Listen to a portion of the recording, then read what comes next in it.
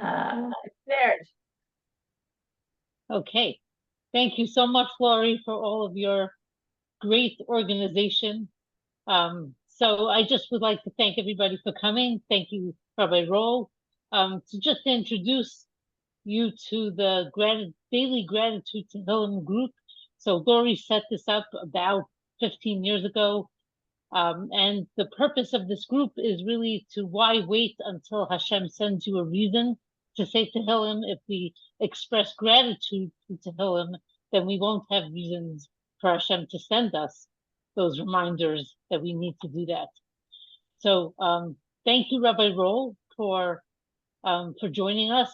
Just to introduce Rabbi Roll is the author of Self-Esteem in the Talmud, Inner Peace, When the Going Gets Tough, and Like Yourself and Stay Married, among other books.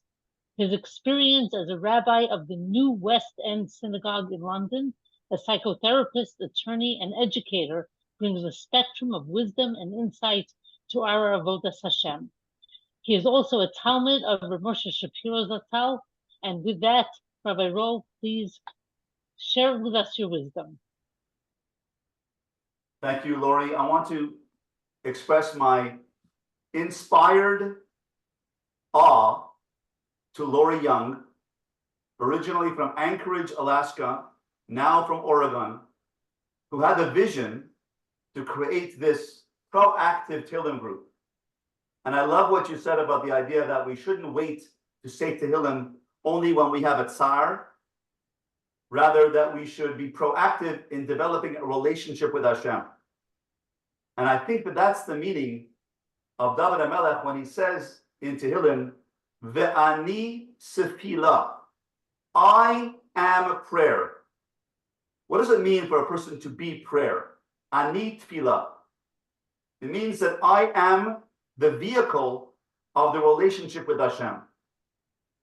A relationship is only as strong as its weakest link.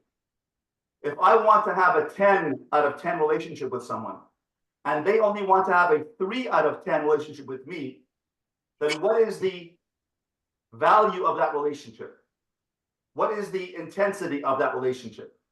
Is it 10 that I want or 3 that the other person wants? A relationship is only as strong as its weakest link, and therefore the relationship is 3. V'ani tefillah means that I want to be intertwined with Hashem. The word tefillah, according to my Rabbi, Rav Moshe Shapiro Zatzal, comes from the word seal. Seal is a wick. When wicks are intertwined with each other, the relationship is like a Havdalah candle of intertwined weeks. Naftali. Naftali means to be intertwined in tefillah. We are not just receiving from Hashem. We're not just speaking to Hashem. We are in tefillah with Hashem. Ani tefillah, which means I am intertwined, interconnected, interdependent with Hashem. So your idea, Mrs. Young, of reaching out to Hashem before we have a challenge is the idea of the yearning for an intertwining with Hashem. So I want to thank you for your inspiration. There are no coincidences in life. Today is the 12th yahrzeit of my mother, Alaa Shalom. So I'd like to dedicate this shiur to the memory of Ilu Nishmas, my mother, Zichron Livracha, Sarah Bas David Abba HaKohen from Montreal. She was a community activist. She was a proactive person who developed programs in chinuch, proactive in raising funds for the community. And one of her most special moments was there was a young boy in our community who was 11 years old, who in the health system in Canada, you have to get approved to have operations. And the Quebec government in Montreal refused a cochlear implant for this 11-year-old boy. They said that he's too old to have the cochlear implant. He was deaf. And he was coming up to 13 to his bar mitzvah. And my mother was aghast and appalled at the Quebec government for refusing to give permission to have this operation done for a boy, because the Quebec government said, we're not going to approve it because usually a cochlear implant only works if you're 1 or 2 years old. A child, a baby. 11 years old, you're too late.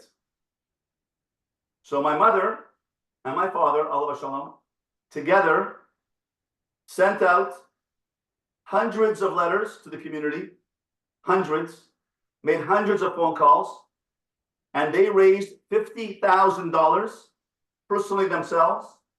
The money went to the Combined Jewish Appeal Fund for this boy in Montreal.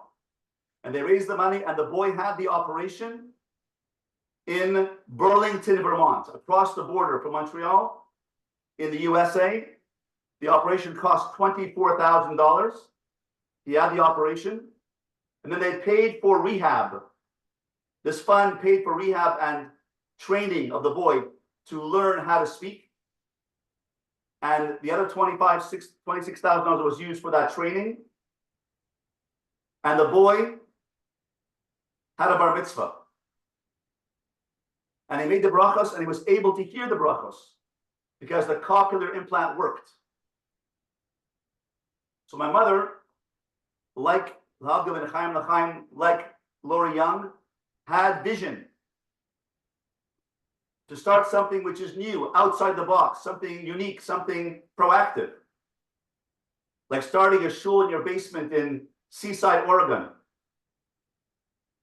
They had 6 minyanim already, and they should have another 6,000 minyanim in your shul. And my mother, alav shalom, she came to me in a dream years later, and I said, "Where are you, Mom?" And she said, in my dream, she said, "I've been admitted to Gan Eden." I said, "In what schus? Was it in the schus of raising the money for that boy?" She said, "No. In the schus of him making the brachos over the Torah. At his bar mitzvah, those 2 extra brachos that he made over the Torah at his bar mitzvah, that brought a Kiddush Hashem into the world, that was the schus that gave her entry into Gan Eden." So the shiur is in memory of my mother, alav shalom, and may we all be inspired by the work of Lori Young and this Tehillim group. I'm awed by your work, ladies, your dedication to your intertwining with Hashem.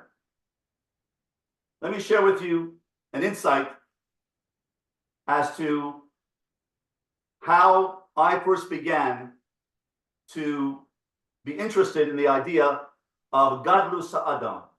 My career, my learning, my teaching, my books are all about one topic: Gadlus Ha'adam, the greatness of man. Can you hear me? And that means the greatness of man brought by the altar of Slobodka, Nosson Tzvi Finkel, who died in 1928 in Hebron, in Yerushalayim, nearby in Hebron Yeshiva, in Yerushalayim, having founded the Slobodka Yeshiva in Slobodka in Russia. And he brought the concept of Gadlus Ha'adam, the greatness of man, into the world. So I was the rabbi of the New West End Synagogue in London, England, from 1991 to 1997. And we lived in downtown London, a very posh area. And we lived across the street from a place called Kensington Palace, the palace of Princess Diana and Prince Charles. Every Shabbos afternoon, Yom Tov afternoon, I would take my children to Kensington Palace Gardens, where they had play toys, seesaws, a rubber grounding mat for the children to fall on and play on, with climbing frames. There were hundreds of children playing there every Shabbos afternoon, Yom Tov afternoon. Jewish, not Jewish. And oftentimes, the red Air Force helicopter bearing Princess Diana would land right outside the palace, about 100 yards away from the gardens where the children were playing. And Princess Diana would come out of the palace and she would wave to the children. So I would bend down with my children and I would say, look, there's the princess, wave to the princess. Wave to the princess. Very often the princess would come home late at night, around 1 or 2 o'clock in the morning, in her red Royal Air Force helicopter. And it would hover over our house, across the street, across Bayswater Road, 200 yards from the palace, and it would sound it as if she was about to hover and land on our house. Either there was a helicopter pad on top of our roof.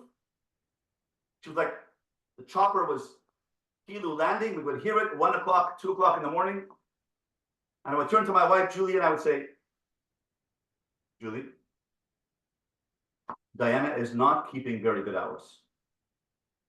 As her LOR, her local Orthodox rabbi, I'm going to have a word with her to be a better example to the young people of our community. So people should be careful what you ask for, because sometimes it comes true. On November 29th, 1996, 1:30 in the afternoon, I went to my barbershop, Lucas's Hair Salon, on Bayswater Road, 100 yards across the street from the palace. And I walked in to the barbershop and I saw a woman on a couch next to a young boy, 15 years old, having his hair cut. So I was taken aback as that woman looked very familiar to me. So I said, I turned to the man across, sitting across from her on the couch, and I said, is that the princess? He said, I don't know. It turns out that he was her security guard. So a young woman ran into the shop and said, may I have a photograph of you? She said, I'd rather not, thank you. I said, uh-oh. This is my 15 minutes of fame. I'm about to meet the Princess of Wales, Princess Diana. So I sat down on the couch next to the security guard, about 5 feet away from Diana. And I said, Princess. I spoke to her in the third person. You don't speak to a Rav and say, how are you? How you doing? You say, how is the Rav? Princess is royalty. So I said, Princess, I'm the rabbi of the new West End synagogue around the corner in St. Petersburg. She cut me off in mid-sentence and she said, do you mean rabbis can take off a half an hour for a haircut? I rose to the occasion and I said, it appears as even princesses can take off a half an hour for a haircut. I said, Princess, we have a cantorial concert, a chazanas concert, tomorrow night, November 30th, Motzei Shabbos, 8 o'clock at the New West End Synagogue. And I had written to her 8 months before, inviting her to come to the concert. And I hoped that she would come because we would pack out the shul and make a lot of money for the shul if the announcement was concert with Chazan Malavani of New York, Chazan Hirschtik of Jerusalem, in the presence of Her Royal Highness, the Princess of Wales. I have the letter from St. James Palace from her secretary saying that she was not occupied. She was occupied. She could not come. I said, Princess, perhaps you got disengaged from your other activities that you could come to us Motzei Shabbos, Saturday night? She said, I cannot. This was just after she revealed her problems with the Queen on a program called Panorama. Panorama is just like 60 Minutes in America. She was interviewed and she told that she has difficulties with the Queen. She has an estrangement. She doesn't speak with the queen very often. She talked about her estrangement, her impending divorce from Prince Charles. And she spoke about her childhood bulimia, an eating disorder called bulimia. So I said to her, Princess, we have a saying in Hebrew, Chazak ve'amatz, be strong and have good courage. I wish the princess well. And my barber, Lucas, said to me, Rabbi, go to the back of the shop, get your hair washed, and come back to get your hair cut. As I walked by the barber chair, there was a young man sitting on the barber chair who looked very much like Princess Diana. Does anyone ever remember the old Clairol commercials? Only his hairdresser knows for sure. Prince William has mousse put in his hair. Because next to her, on the barber chair, being given a haircut, was the future King of England, Prince William. I said, got my hair washed, came back, they were leaving. I said, Lucas, you never told me you cut the hair of the Princess of Wales and the future King of England. He said, well, I usually go into the palace to do the haircut. I have been investigated and vetted by MI5, the British Secret Service, because you can't go into the palace with a scissors to the head of the future King of England without being cleared for security. And I usually go into the palace to give the haircut, but they came in unannounced before the holidays here in November 29th, before the middle holidays, the December holidays. So I gave them a haircut here. So they left. Princess and Prince William left. And Lucas said to me, Rabbi, sit down. I said, I can't sit there. He said, why not? I said, that's the throne chair, just vacated by the future King of England. If I sat in that chair, the throne chair, I'll never be able to wash these hands again. Lucas stood there with his scissors like this. And he goes, Rabbi, sit down. When your barber speaks, you listen. Sat down, got my hair cut, went home, 3 o'clock, 2:30, 3 o'clock, got ready for Shabbos, November, early Shabbos. Went to shul, came home. I said to Julie and the children, little children, I said, you'll never guess who I just met. Has anyone here ever played 20 questions? I played 20 questions with my family. I said, you'll never guess who I met. So my wife said, Elizabeth Taylor. I said, no.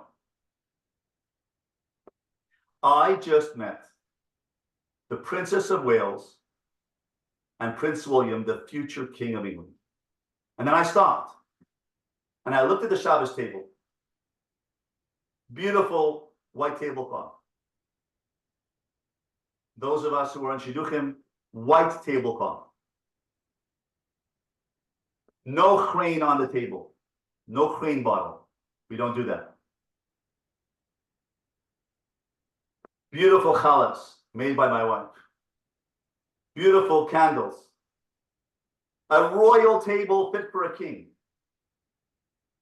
The children bathed for the first time in a week, looking angelic. I'm only kidding. But they were looking angelic anyway. I said, this is a table fit for a king. This is royalty. This is Malchus. He's a king. I'm a king. She's a queen, the princess. Mommy's a queen. And all of you, children, Kindlech, you are princes and princesses. Because we are royalty. Klal Yisroel is royalty. And for there to be royalty, we have to get in touch with our royal self within. Sometimes within ourselves, we have an ego self. We have a sad self. We have a depressed self. We have an anxious self. We have a frustrated self. That's the ego self.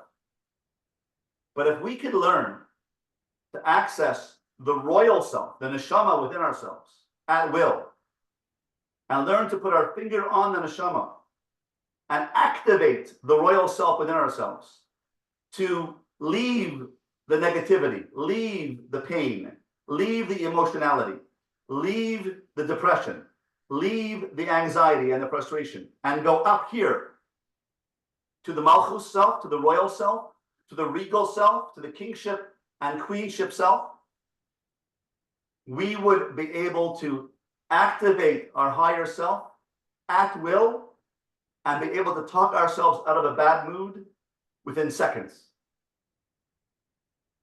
That is what my shiur is about today. How to activate the royal within yourself in seconds. How to activate the kingship, the queenship, the princess within yourself. The princess is the neshama within ourselves. And to have the princess within ourselves guide us, lead us, inform our lives. Instead of having the lower self, the ego self, the body emotion part of ourselves. The body emotion self is called the me. That's the me part of myself. The neshama is called the I, the letter I. I can control the me.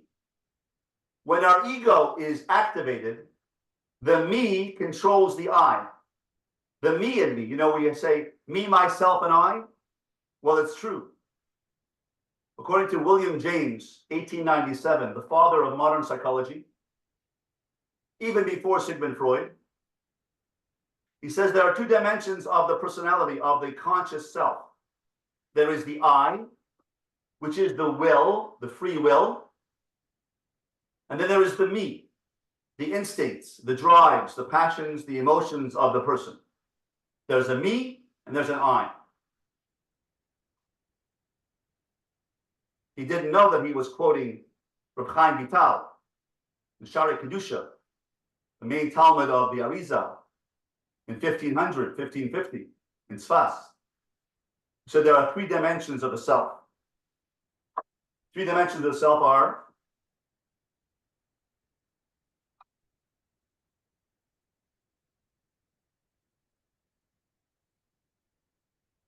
the neshama,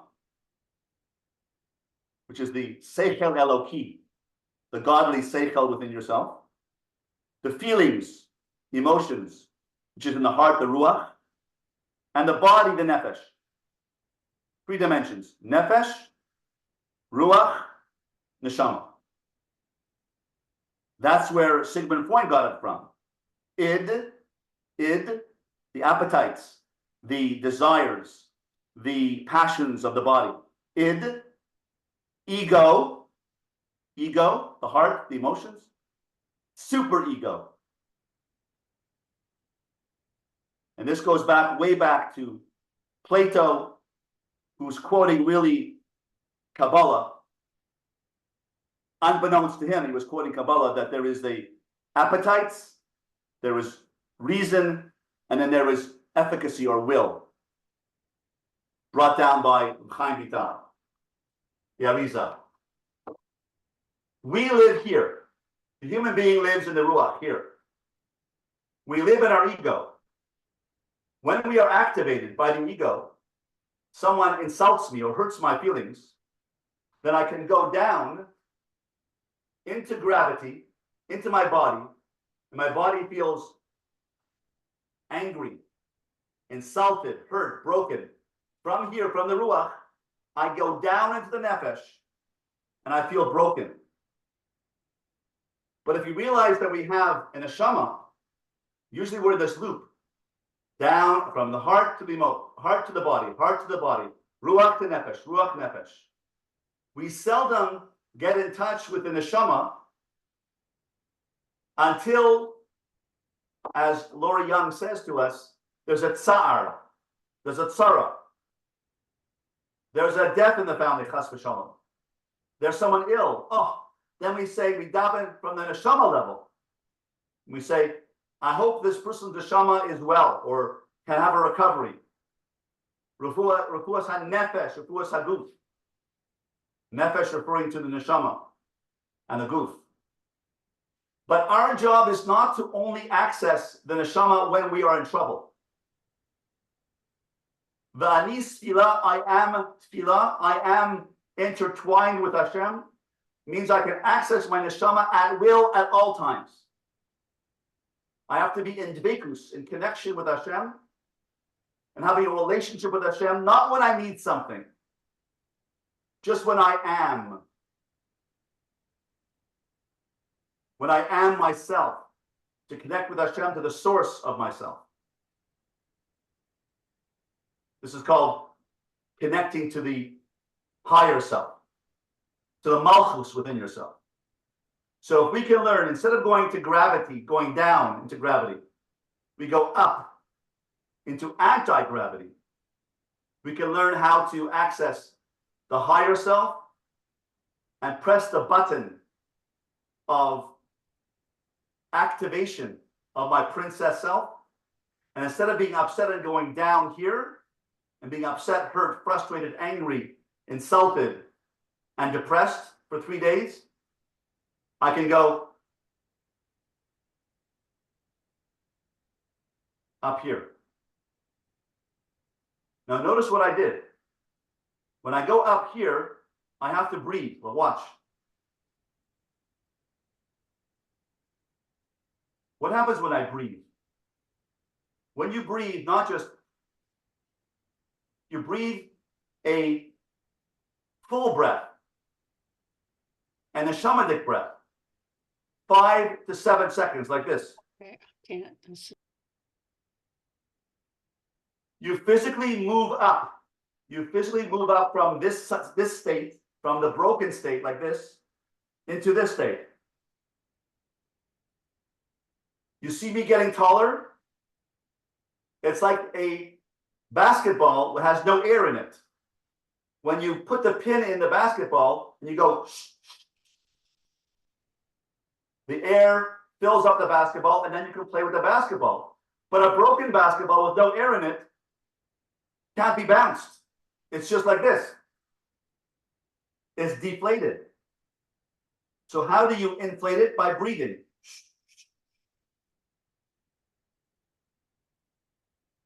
Why is breath important? Because the pasuk tells us, "Vayipach be'apav nishmas chaim." Hashem blew into Adam a nishmas chaim. God blew into Adam a living spirit. That living spirit was a dimension of Hashem himself. Hashem breathed a neshama into Adam. He breathed godliness, kedusha, into Adam Arishon, and he became a nefesh chaya. He became alive. So blowing, what did he blow into Hashem? What did Hashem blow into Adam? So the Gemara, the Zohar says, "Man de nafach midilei nafach." The one who blew, from himself did he blow. Which means the Kodesh Baruch Hu blew into Adam, vayipach ba'apav nishmas chaim. He blew from himself.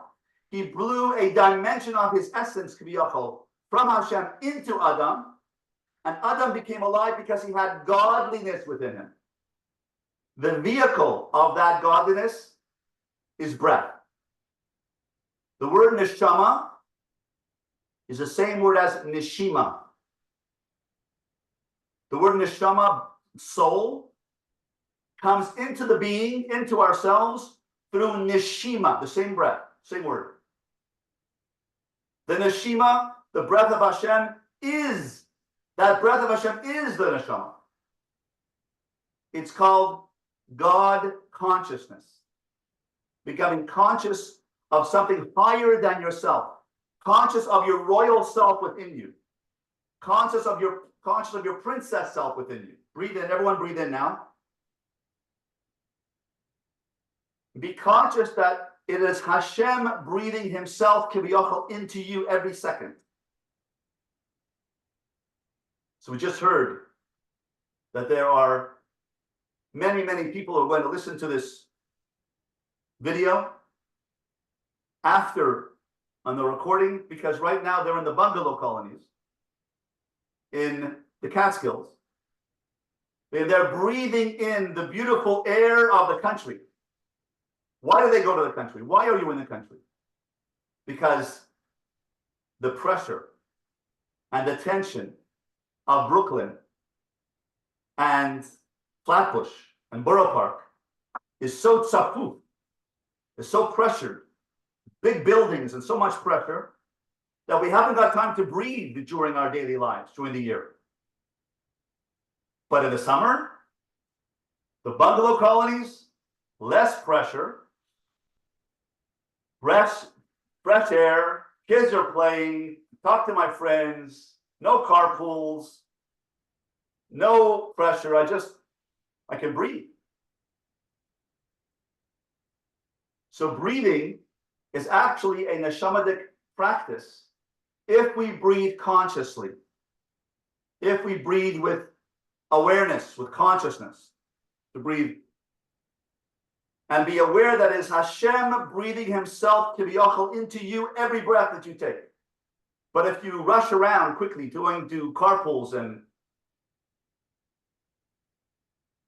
shopping and running and cooking and preparing and parent-teacher conferences, we feel constrained, we feel stressed, pressured, because we stop breathing.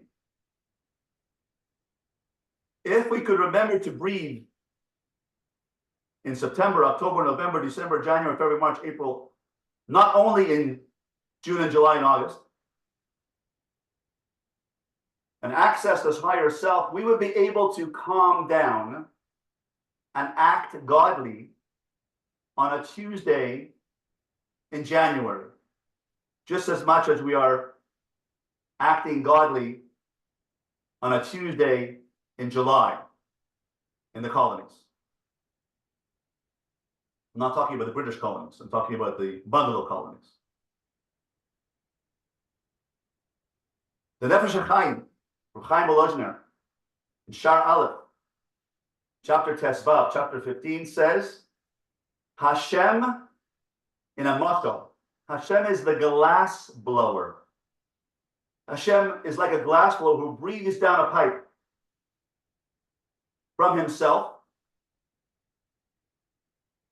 The pipe are the four worlds, the four Kabbalistic worlds that we go through: Atzilus, Bria,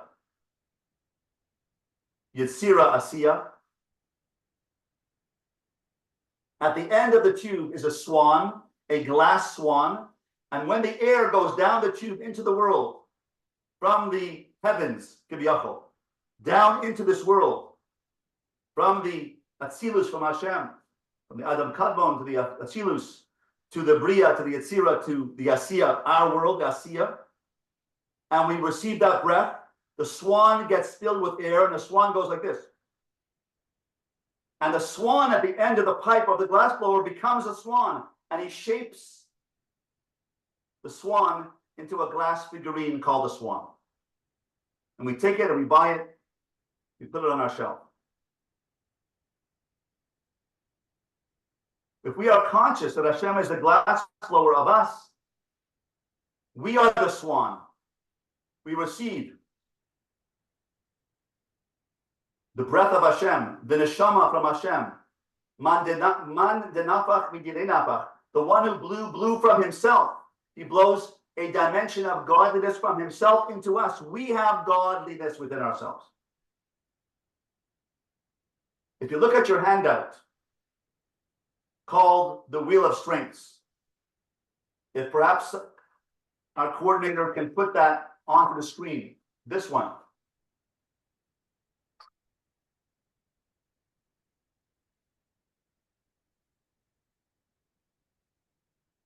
This is called the Wheel of Strengths.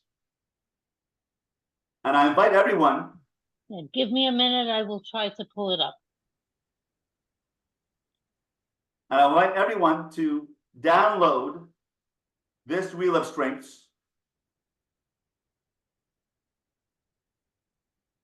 Exactly, perfect. I want you to download this, print it out. As we speak now, I want you to just write some notes on your notepad to fill in this wheel of strengths. And after the shiur, you can download this piece of paper, this wheel of strengths, which has 6 pieces of a pie on it. And then you can transfer your notes onto this wheel of strengths itself. The first one is intellect. The first dimension is intellect. I want you to realize that you have a godly intellect. Within you, there is a godly dimension of seichel. So write down under intellect, what are your intellectual strengths? Are you logical, rational? Are you a problem solver? Are you academic? Do you have common sense? Do you have street smarts? Write down your strengths under intellect. Social skills. What are your interpersonal relationship skills that God breathed into you? Are you outgoing, dynamic, personable?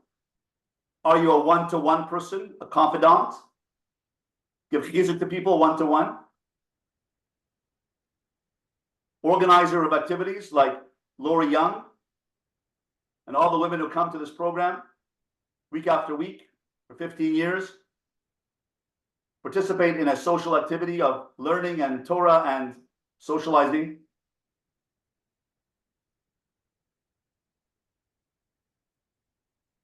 Personality. Personality means character, midos. What are your midos? The midos are Hashem's midos. If you look at Shmos in Kisisa, Perek Lamed Daled, Pasuk Vav, and Zion, Hashem tells us after the Egel, he told Moshe Rabbeinu how to gain forgiveness.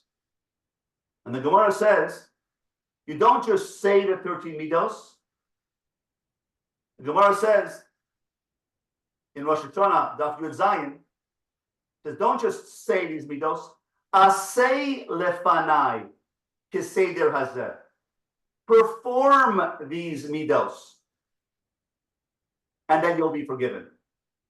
The formula that we're going to embark upon during Slichos, the month of Elul and Tishrei, Haba Aleinu Latova,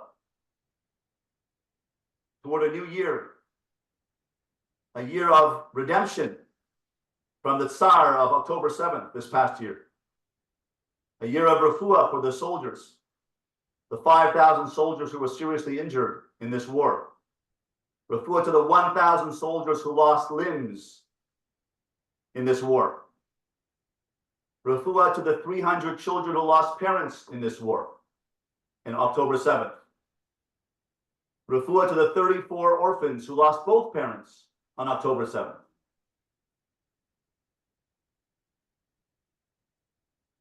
This has to be a better year. A year of shalom, a year of peace, a year of redemption, a year of nitzachon, victory over the evil of Hamas.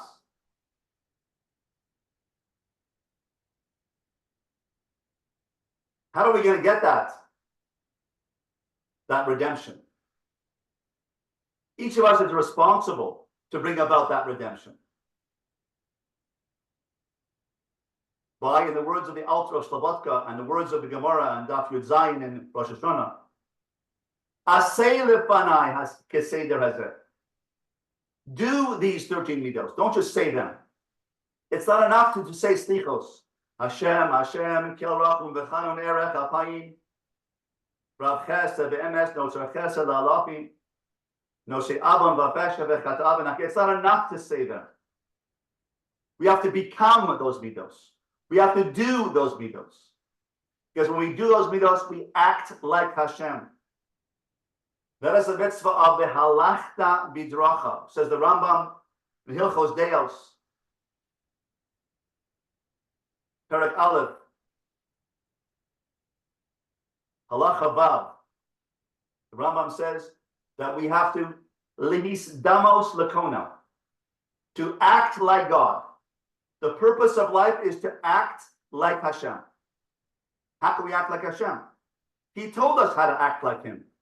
He told Moshe Rabbeinu how to cause the Jewish people to cause Hashem to grant us tshuva by doing these 13 midos. Each of us has 1, 2, or 3 of these midos. Of course, we all have all of them, but I want you to identify right now what are your strongest midos of Hashem. What is the theme of your life? What are the main midos that you have of these 13 midos that Hashem has breathed into you? The midos of Hashem are your midos. Person wants to discover who they are. They don't have to take off a year and go travel to the Himalayas to discover. I want to find myself. I want to discover who I am. I want to take off a year. I want to travel. Nothing a midlife crisis. I want to find and discover who I am.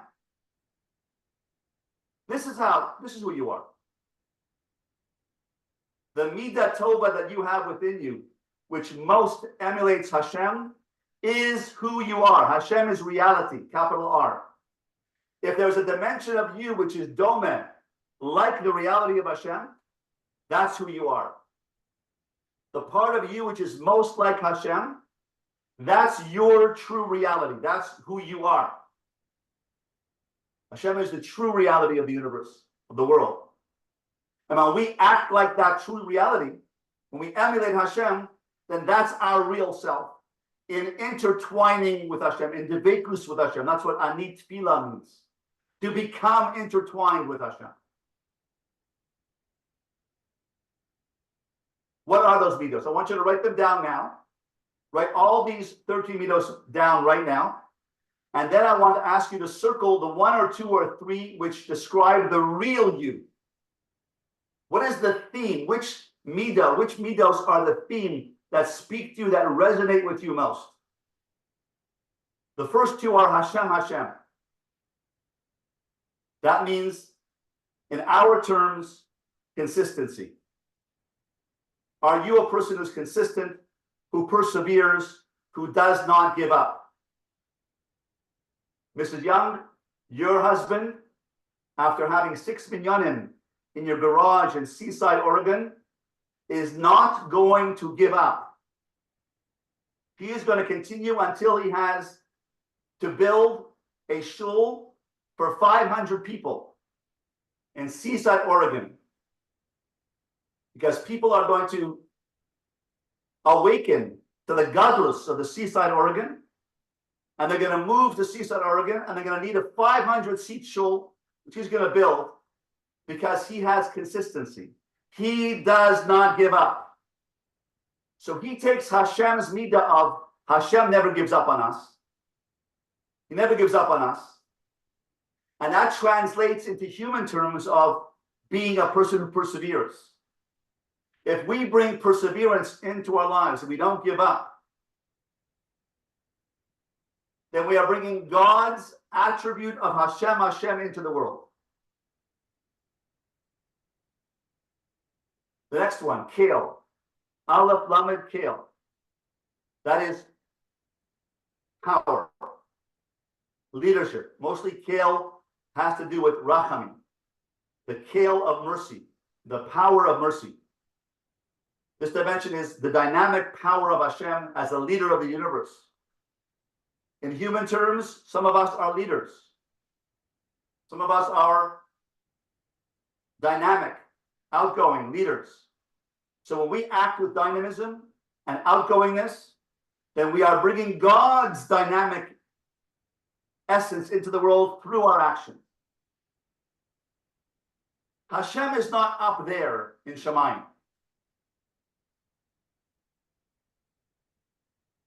Mis'ava HaKadosh Baruch Hu dira batachtonim.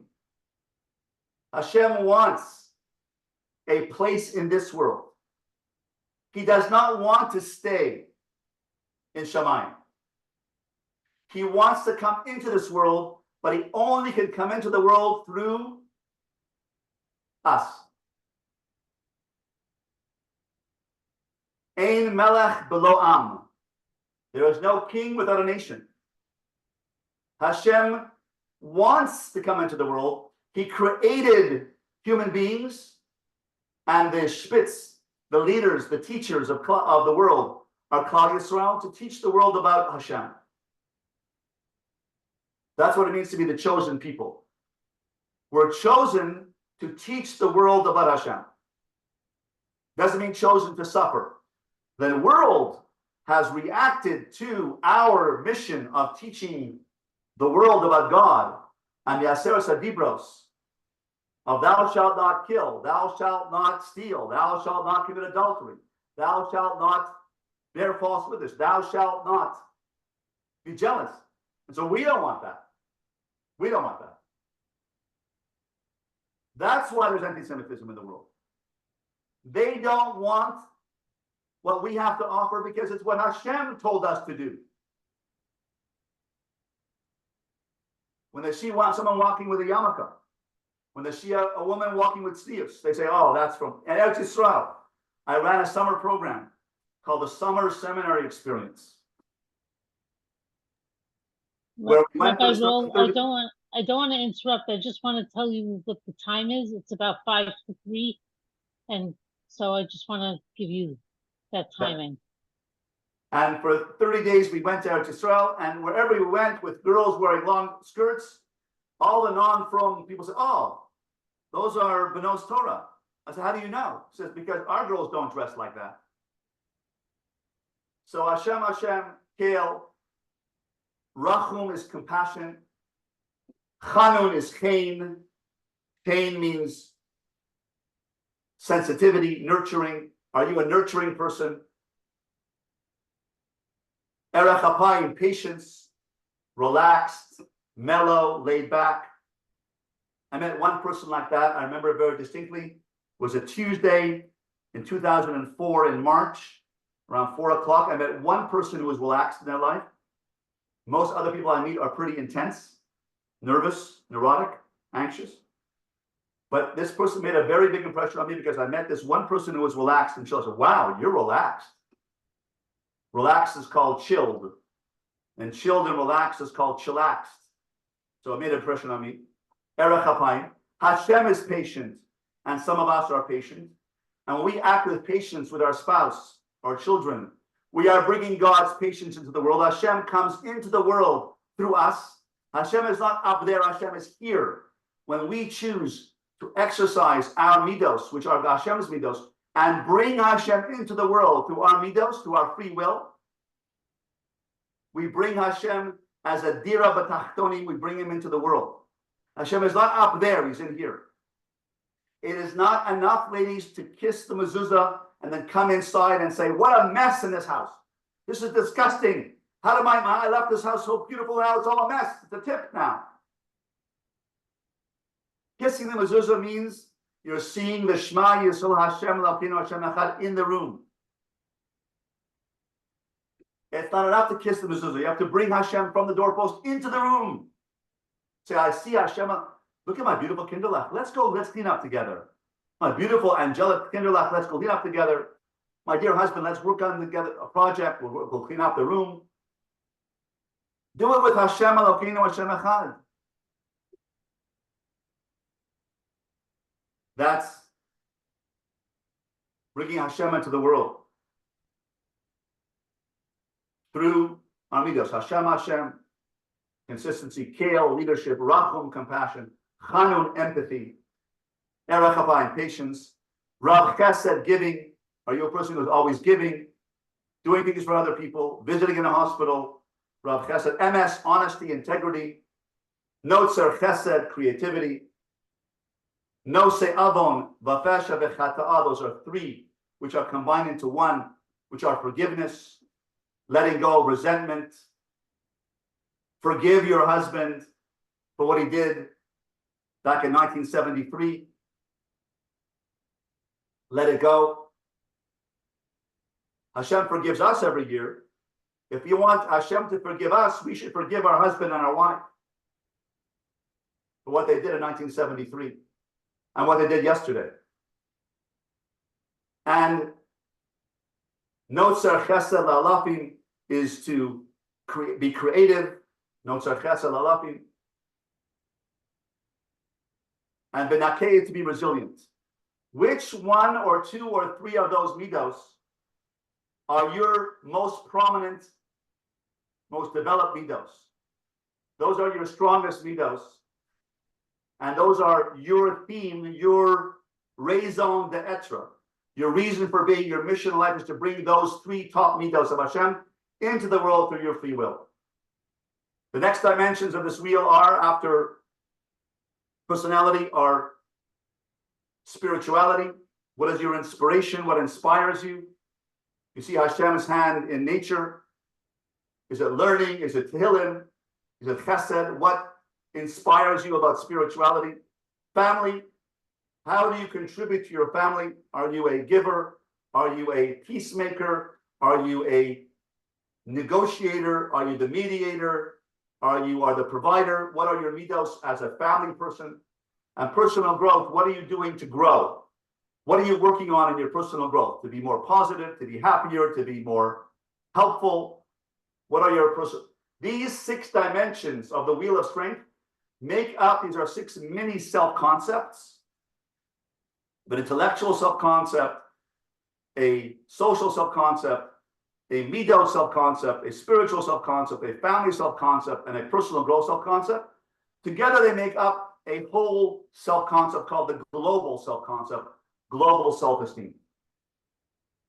So when you access, and all this goes here, this Wheel of Strength goes here. So when you access this, and you say, who am I? You breathe in. Who am I? This is how you can access the godly. This is the godly within yourself. When you act like this Wheel of Strengths, you're activating the higher self. So when someone insults you, you say, am I going to be angry and respond in kind? Or am I going to breathe, watch, breathe, go up to my Wheel of Strengths? And I want to ask you to take this Wheel of Strengths, fill it in, put it on your fridge to remind yourself of it. And what I want you to do for the next 2 weeks is keep a journal in a notebook, not a piece of paper, a journal, and draw the circle every day. Draw the circle every day, put the date on it, July 27th, July 28th, July 29th, July 30th, every day in the bungalow colonies, every day in New York, every day in Seaside, Oregon, every day in Chicago, every day in London. Write down what you did to activate these strengths that day. At the end of 2 weeks, you'll be able to see that you have a princess within you.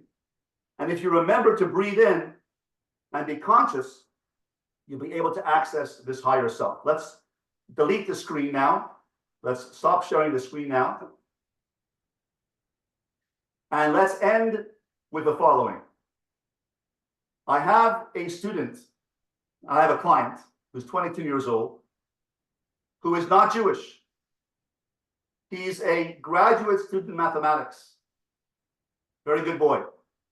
He's a very devout Christian. And he said to me, I have an anger management problem. I said, give me an example. He said, I went to Caesar's restaurant to get a salad and a sandwich on Tuesday night at 10 to 9 because I'm studying for my final exams. I went to the girl at the counter and I said, can I please have a Caesar salad with a sandwich? She said, I'm sorry, we close at 9. He said, well, that's why I'm here. It's 10 to 9. I'd like a sandwich and a salad, please. She said, I'm sorry, we close at 9. He said, what do you mean it close at 9? It's 10 to 9. There's no sign here that says anything about that. It's 10. Give me a sandwich. She's getting very angry. She said, well, we take our last orders at 8:45 so that we can close at 9. He said, it doesn't say that on your wall, doesn't say that on your menu, doesn't say that on your website, doesn't say last orders at 8:45. It says we close at 9, so I'm here at 10 to 9. I plan my whole day to be here at 10 to 9. I have to study all night tonight. It's the only place that's open in my university town. I want a sandwich. Give me a sandwich. She said, I'm sorry, we close at 9. So I got so angry and I'm so upset with myself, he said to me, Rabbi, calls me his rabbi. that I want to overcome this problem. I said, Jack, you are a mathematician, right? I said, now can you pull up, please, the second poster, which has the XY axis in. It's the second poster of the three diagrams. You pull up that PDF. It's the second one of the set of three. Give me a moment. Yes. Thank you so much for being the coordinator of these screens. Perfect. Excellent. Go down to the next one. That's it. Right there. Perfect. I said, Jack, the x-axis in mathematics is places you go to in your life. Where do you go? He said, school, my parents' house, Caesar's restaurant, the gym, and the study hall. I said, great. The y-axis is your people you meet in those places. The y-axis is people you meet. Parents, friends, students, teachers, and the girl at the counter at Caesar's restaurant. So now plot on the graph your Caesar's restaurant and meeting her. Where does it come on the graph? So you plotted it. We all know how to plot this, right? The x-axis, the y-axis. So if x is Caesar's restaurant number 5, and y is girl at counter at Caesar's restaurant 5. So you plot on the graph 5, 5, right? XY bracket 5, 5 on the XY axis. It comes out somewhere in the middle of this XY axis. Is that right? I said, what's the emotion that you felt at that time at 10 to 9 when this girl did not give you a sandwich? He said, anger. I said, right. I said, Jack, isn't there a third dimension in mathematics? As a mathematician, isn't there a third dimension besides the XY? He said, yes, there's a third dimension. It's called the Z dimension, the Z axis. I said, where is that on this graph? He said, above. It's a third dimension. We are three-dimensional. XY is 2 dimensions. First dimension is X. Y is second dimension. The third dimension is the drone above the XY axis. That's called the soul, I said, Jack. And I had him draw his wheel of strengths. And I said, what is your mantra? What is your mantra which describes the real you, Jack? He said, I am family-oriented, faith-oriented, and sensitive and caring. I said, now go to the Z axis, breathe in and go. Absorb who you are, who you really are, not your emotions, not your me. Absorb who you really are, your higher self, your princely self, your Z axis, your royal self. He said, I am faith-based, I am spiritual, I am family-oriented, I am sensitive. Now I said, look down at your XY axis. Look down at the XY axis, which says that you are angry. What does your Z, your drone, say to the XY? He said the following. My drone, my zone, my Z axis said to my X axis anger, she's probably a student at my college. She probably wants to go home and study also. I am going to be empathic there and say, it's okay, I'll find somewhere else to make a sandwich. So we accessed his higher self, his empathy. Look down at his XY axis, access the I, the soul. Look down at the XY, and his Z dimension said to his XY dimension, it's okay. His empathy overcame his anger. His princely self overcame his ego self. His royal self overcame his slavery self, his abdus to his own emotions. That's what the difference between royalty and my emotions. My emotions, my ego, makes me a slave to my passions, a slave to my desires, a slave to my anger, a slave to my depression, brings me down. But my Z dimension, my soul dimension, brings me up, and I look down at my XY and I say, I can handle this. We can do this. So my bracha to everyone here is that during the 3 weeks began Shivas Tammuz when broke the luchos. Moshe Rabbeinu broke the luchos. Why? Because we didn't have enough emunah. We didn't wait another half a day for Moshe Rabbeinu to come back. So the Erev Rav built the Egel. The Erev Rav built the Egel and danced around it. Klal Yisrael didn't dance around it. The Erev Rav danced around it, but Klal Yisrael did not stop them. And so because of the lack of emunah, lack of faith, we lost the luchos, the first luchos. What is faith? What is emunah? Emunah does not mean I believe in Hashem. That's pashut. Emunah means I believe in the God who believes in me. That's what emunah means. God believed in them that they could wait another half a day with emunah, to wait for Moshe Rabbeinu with emunah and patience, and they lost it. That was the beginning of the 3 weeks. The end of the 3 weeks is on Tisha B'Av, when we did not believe Yoshua and Caleb. We did not believe that we could conquer the land of Israel. We believed the 10 spies and not the 2 spies. We began the 3 weeks with a lack of emunah. We end the 3 weeks with a lack of emunah. And the way to restore the emunah is to believe in the God who believes in you. Hashem believes in you because he breathed himself into you, each of you. He breathed his wheel of strength into each of you, every breath. Our job during the 3 weeks is to access, niftalti, to intertwine ourselves with Hashem's midos, to act like Hashem, and in that way we'll bring the geula, we'll bring the redemption, because each of us will redeem ourselves. It's our obligation to redeem ourselves. When Hashem sees that we're redeeming ourselves, when we're acting with our godly self, then Hashem will send the Mashiach in Yirtz Hashem. When Hashem see our work on ourselves during the 3 weeks, and by Tisha B'Av, he should see that we are working on ourselves and worthy to bring the godliness back into the world through the ultimate place of connection with Hashem, which is the Beis HaMikdash. We're not going to be mourning a building. We don't mourn the loss of a building on Tisha B'Av. We mourn the loss of connection with Hashem. That was the Beis HaMikdash. Not a building we're mourning. We're mourning that the kruvim, that empty space in the kruvim, the niftalti, the tefillah, the desire, the yearning for Hashem. That's what we lost on Tisha B'Av. That's what we're yearning. That's what we're mourning over. And our job during the 3 weeks is to restore that connection with Hashem by acting like Hashem, by going to our Z dimension, by going to our midos dimension. That takes work. And therefore, I invite you to do the work I just invited you to do. Doing the journaling, doing the work to work on yourself, to work on your midos, and that way you have to bring Hashem into the world through your free will. Thank you very, very much, Rabbi Roll. That was really very, very inspiring and gives us practical tools, and I really appreciate that. So, my pleasure to be here.